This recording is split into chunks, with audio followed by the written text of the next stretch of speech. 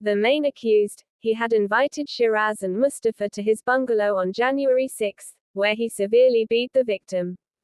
Subsequently, his head and knees started bleeding. Armughan stated that he was drunk. Shiraz stopped him when Mustafa's injuries started bleeding excessively. Then, the accused dumped Mustafa into the trunk of his car and drove toward Hub Chowki.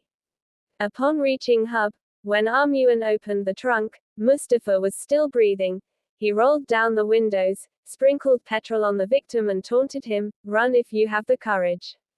Mustafa struggled to move, but failed because of injuries to his knees. Seeing his weak attempts to get out of the car, Armughan set the vehicle on fire.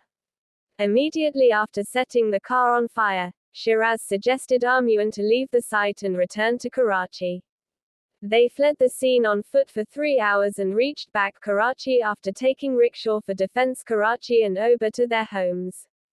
Investigating officers stated an operation was conducted at Armughan's bungalow in Khiyaban-e-Momin, where an iron rod hidden in the guard room was recovered. On the 21st of February, the burnt body was recovered exhumed from the grave, wherein burnt corpse was buried as abandoned.